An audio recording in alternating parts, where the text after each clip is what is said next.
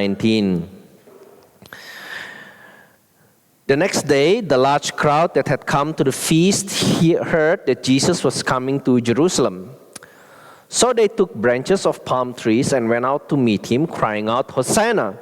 Blessed is he who comes in the name of the Lord, even the King of Israel." And Jesus found a young donkey and sat on it. Just as it is written, "Fear not, daughter of Zion. Behold, your king is coming, sitting on a donkey's colt." His disciples did not understand these things at first, but when Jesus was glorified, then they remembered that these things had been written about him and had been done to him. The crowd that had been with him when he called Lazarus out of the tomb and raised him from the dead continued to bear witness. The reason why the crowd went to meet him was that they heard he had done this sign. So the Pharisees said to one another, "You see that you are gaining nothing. Look, the whole world has gone after him." You may be seated. May God himself add his blessing, not only to the reading, but also to the understanding and obeying his word. Now friends, in 2008, Yasushi Takahashi, also known as Yasan, a Japanese man obviously, did something really special for his girlfriend. Now you girlfriends, you always like if your boyfriend do something special for you, don't you? His girlfriend Natsuki. Now Yasan wanted to propose to his girlfriend in a unique way, so he came up with an extraordinary plan. Yasan decided to travel all around Japan with a GPS tracker. This tracker recorded his journey and created a gigantic drawing that covered a distance more than 7,000 kilometers. Now imagine that. Before he started his amazing adventure, Yasan planned the route he would take. He even quit his job to make sure he had enough time. For 6 months, he traveled through different places in Japan, even going to new places he had never been to before. Sometimes he walked, other times he used a car, ferry, or bicycle to get around. When Yasan finally finished his journey, he ended up with this. Should be on the slide. All right.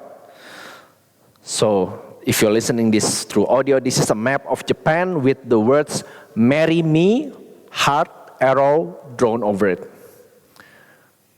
It's basically his 6-month trek, 7,000 kilometers.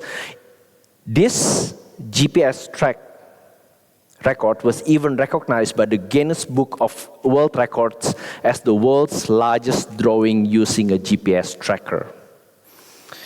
It's no surprise that Natsuki said yes. It was indeed a marriage proposal like no other. And some of you might go, "Oh, that's so sweet." But what we have today in our Bible reading is not just a romantic marriage proposal like no other. We have a parade like no other. In fact, if you've been following our series from the Gospel of John, today we have a king like no other. In John 12, in this passage, we see a glorious scene. This scene is also known as Jesus' triumphal entry.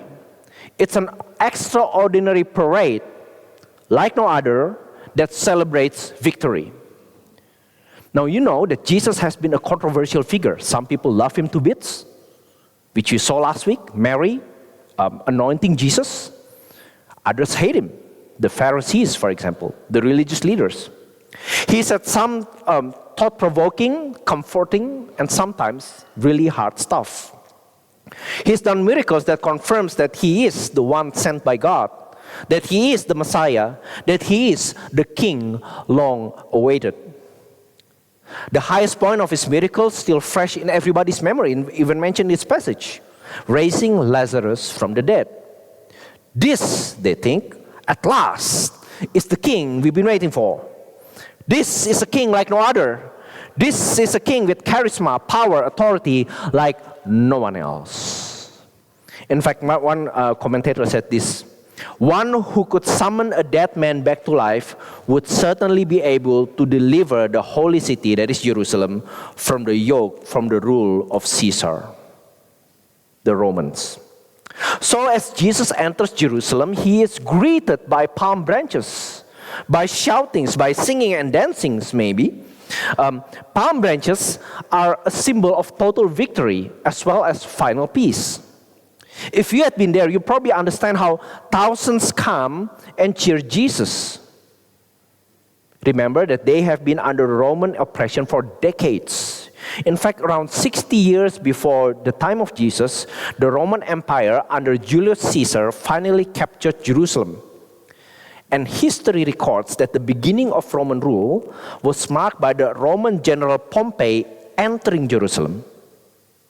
No wonder the Jewish people, the Israelites, have high hopes for Jesus. Now is our time. This is the king we've been waiting for.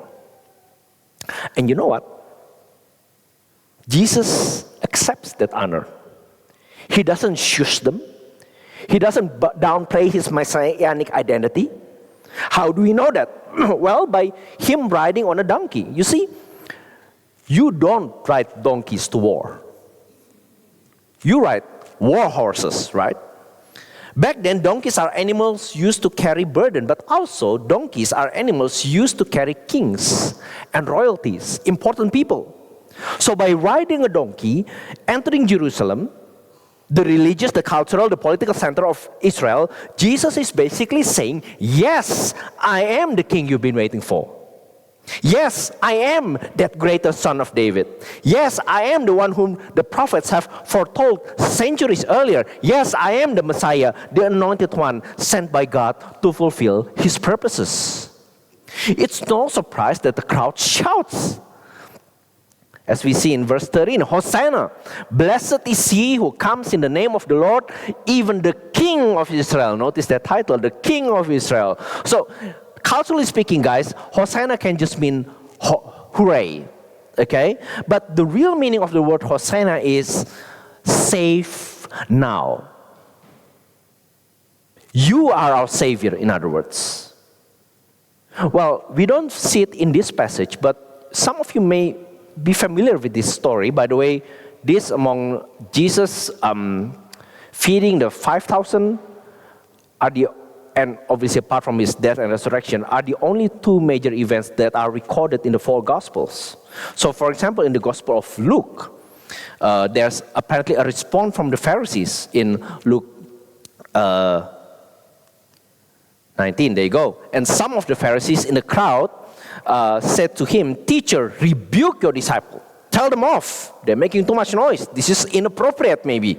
Okay, and Jesus answered, "I tell you, if these were silent, if these people who are singing, Hosanna, blessed is he who comes in the name of the Lord, if I shut them down, the rocks will cry out."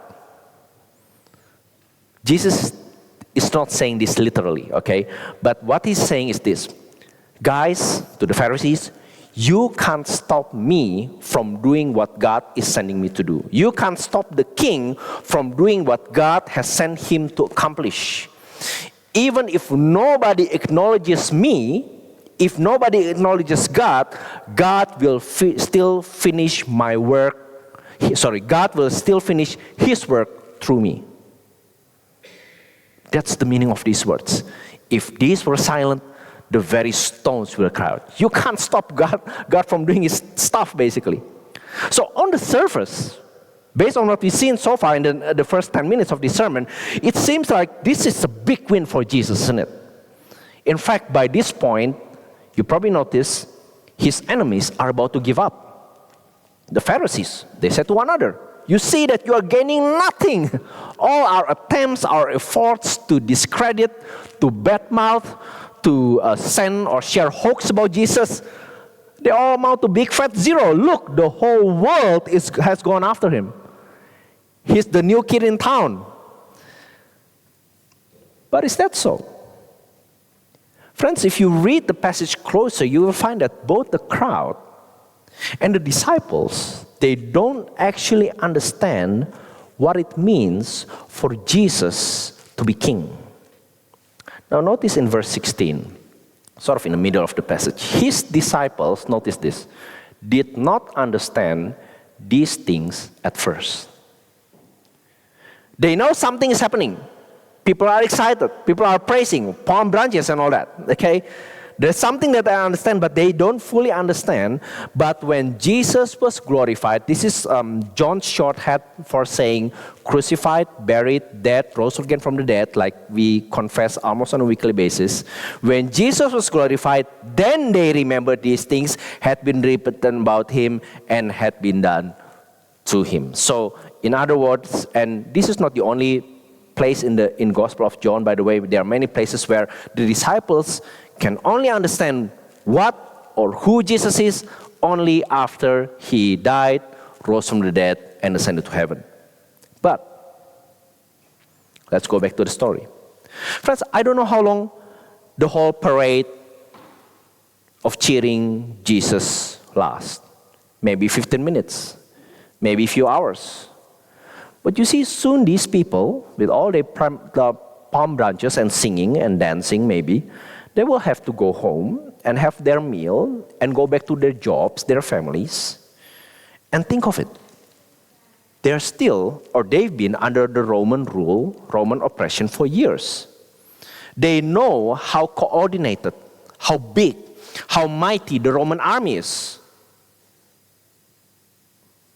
But what does Jesus have? Yes, he's done amazing miracles and all that stuff, but where's his army? How much financial backing does he have? Which political party? Has he made alliance with other nations? Where is he getting his war horses, swords, shields, bow, and arrows from? How is he going to win? How is Jesus a king like no other? What makes him so special that we should trust him, follow him, and give our whole life devoted to him? You see, as glorious and as amazing Jesus' entry to Jerusalem is, this is actually the last Sunday in his life before he was crucified a few days later. This is basically the last week of Jesus' earthly life, before he was risen from the dead, actually. Well, there's no mention whether the crowd who shouted Hosanna were the same as the ones who shouted crucify him, but the point is this. The city, Jerusalem, the city that first welcomed Jesus with open arms, soon became the city that crucified him. Friends, Jesus is a king like no other because he is a king who died for his enemies. This is different to all other kings or even present-day rulers whose aim is to destroy, to get rid of, or even back in the days, totally kill their enemies. Some years ago, I read a poem written by Pastor Edward Shillito. The title is Jesus of the Scars, and the poem really touched me. I'm not going to read the whole poem, just the last four lines. The other gods were strong, but thou wast weak. They rode, but thou didst stumble to a throne. But to our wounds, only God's wounds can speak. And not a God has wounds, but thou alone. What Shillito is saying is that while the other gods or rulers or kings displayed strength, you, Jesus, in contrast, were deemed weak. They rode with triumph, but your path led you to a stumbling throne. And only the wounds of God can truly understand our pain and speak to us. And no God bears scars like yours and yours alone. Jesus indeed is a king like no other. One writer put it this way. The throne of Jesus had in view, the throne that Jesus sees from his point of view as he entered Jerusalem was not a golden chair, but a wooden cross. And his lifting up, being raised, was in order to receive shame and not honor. Now, I'm pretty sure most of you know the comic Peanuts, drawn by the late Charles Schulz, who died in the year 2000. He was a very famous cartoonist. Did you know that Charles Schulz was also a very devoted Christian? He regularly taught at his Sunday school. And recently I read what is called the philosophy of Charles Schulz. This is what he said. Just think of these questions. Name the 5 richest people in the world. You can probably name 2 or 3, okay? 5. Name the last 5 winners of the Miss Australia, America, whatever pageant, okay? Name 10 people who have won the Nobel or Pulitzer Prize. Name the last half dozen Academy Award winners for Best Actor and Actress. Name the last decade's worth of World Series winners. How did you do? Charles Schulz said. The point is, none of us remember the headlines of yesterday. These are no second-rate achievers. They are the best in their fields. Wealthiest people, Miss America or Miss Australia, whatever that is, Nobel, Pulitzer Prize, right? Academy Award, World Series. They're the best in their fields, but the applause dies. Awards tarnish. Achievements are forgotten. Praises and certificates are buried with their owners. Schulz then went on. Now here's another quiz. See how you can answer this one. List a few teachers who helped your journey through school. Name 3 friends who have helped you through a difficult time. Name 5 people who have taught you something worthwhile. Think of a few people who have made you feel appreciated and special. Think of 5 people you enjoy spending time with. Easier? Hopefully it is. The lesson, the famed cartoonist said, the people who make a difference in your life are not the ones with the most credentials, the most money, or the most awards. They are simply the ones who care the most. Jesus is a king like no other. Ultimately, he cares the most because he died for us, for his enemies. Now, how does that work in your life? Now, one of the books that I've been reading and enjoying recently is a book by Jamin Goggin and Carl Strobel titled The Way of the Dragon and the Way of the Lamb. Now, this is not martial arts manual, by the way, guys. It actually talks about the 2 different ways in which, it talks mainly about church leadership, but I think we can apply it to individual Christians. So I sort of adjusted their comparison and I hope that towards the end of this sermon, this will help us to reflect on the way which we have understood the gospel, understood that Jesus is our King. Now, the way of the dragon, let me just give you a spoiler beforehand. The way of the dragon is basically not the way how you would run your life as a Christian or even as a church leader. And the way of the lamb, obviously, is the way of Christ. All right? Now, let's look at this. The way of the dragon. Sorry for the small fonts, but I can give you the slides later. The way of the dragon, let's start with that, use the church as platform for personal fame, fortune, and influence. So you go to church, you become of church to exert your influence, to show that you are someone. The way of the dragons views ministry as an arena of performance, where some win and some lose. Or you always look for the number 1. The way of the dragon uses people of the church as tools to accomplish their big dreams, whether it's ministry, career, life, or others. The pastor or the leaders in the way of the dragon uses prayer and care, relegates prayer and care, that is, delegates the heart of pastoral work to lower, quote unquote, lower level staff because they don't have time to waste. They're just too busy to care and pray for their flock or other people. The way of the dragon views other churches or other Christians primarily as competition. Let's look at the way of the Lamb, following the path of Jesus, the King like no other. The way of the Lamb gives their life for the sake of the church regardless of what they gain. It's not calculating. It's not saying, what can I get out of it? Is this Instagrammable or not? For some people anyway. The way of the Lamb views ministry as an arena of love and service, not about winning and losing.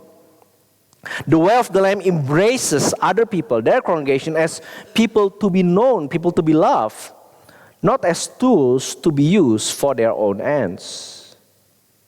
The leaders, and I'm not just talking about the pastors here, just anyone who are leading in some leading capacity, views prayer and care as the centerpiece of their work rather than an interruption.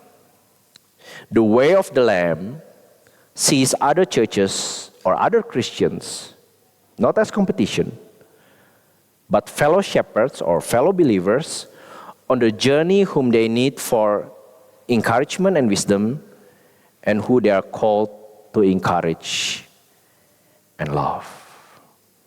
Friends, I believe this is one of the main, if not major, application of Jesus entering Jerusalem, the King of Israel, on a donkey with humility, because within the next few days after this magnificent event, another more bigger event will happen, because the King will be slain. What makes Jesus a king like no other? He's a king like no other because he's a king who died for his enemies. So let us follow him as the servant king, as the lamb who is slain for us.